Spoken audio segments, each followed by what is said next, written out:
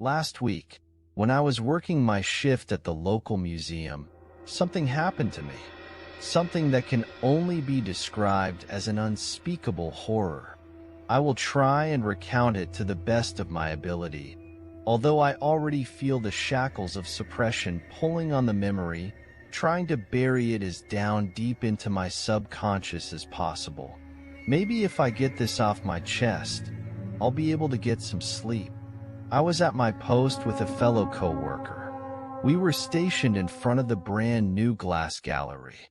The gallery was only open for a week at our museum because it was a traveling collection. Needless to say, there was an implacable rush of people coming to see the pieces in the exhibit, and for right reason. I had never seen such impressive glasswork in my entire life. The last groups of viewers were making their rounds through the gallery on the closing night of the exhibit, and my coworker and I were bidding them all a good night. Just as the last of the guests were exiting, a strange, elderly man walked through the front door of the museum and approached us.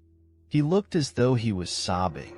His lower lip was trembling, his eyes were red and puffy, his voice was shaky and fragmented. But most peculiarly, he kept repeating the same damned phrase. "I'm so afraid I'm going to break something." It was difficult to make out what he was saying the first few times between the whimpers, but he was like a broken record. He never stopped repeating that line. He moved slowly in a crooked, awkward sort of way. I tried to tell him that the gallery was closing up and that he probably wouldn't have enough time to appreciate the pieces, but it seemed as though he didn't hear a word I said. He just kept sobbing his sad line and limped right on through the entrance to the gallery. I looked at my coworker and he just shrugged at me. I could hear the words "going to break something" fade as the old man walked deeper and deeper into the exhibit. After about 5 minutes, when every other patron had left, my coworker said he was going to go check on the old man. At this point, he was the last guest in the gallery, and I think we both were a little concerned about a crooked old man alone amongst millions of dollars worth of art. Maybe he actually would break something.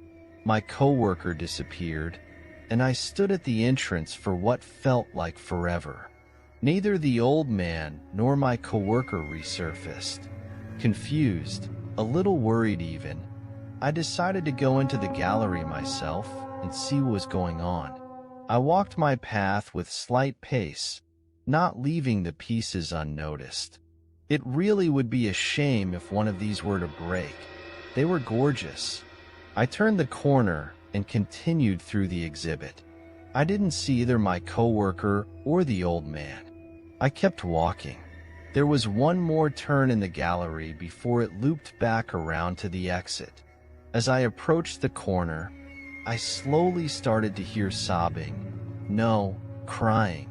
My heart started to beat faster, and I noticed that I broke out almost into a run. The crying increased. The corner was about 5 or 6 feet away from me. There were no windows in the gallery, and the headlights had gone off. The only lighting in the entire corridor was that of those illuminating the individual pieces, baking them in an orange glow. Around the corner, a similar type of orange glow cast a shadow on the floor, and I could see the crooked silhouette of the old man. I remember thinking that he looked a lot more crooked than the first time I saw him. And then I turned the corner. Standing there, almost right in front of me, was the old man, crying harder than I remember. But there was something different about him. He wasn't repeating that phrase any longer. He was whimpering something else that I couldn't quite make out. I decided to look past him, and then I saw it. What was making that shadow on the floor? I saw my coworker. He was lying on the floor. His face was in a freeze frame of anguish, but his back, it was snapped at a disturbingly unnatural angle. It looked like his spine had been severed in half. His legs were pointing in one direction, and his torso was pointing in another one entirely. He was quivering, horrified. I looked away, unable to conjure a single word. I then heard what the old man was saying. Between his bouts of tears and breathlessness, between his cries and wails, the words he was now saying were, "I did it. I broke something.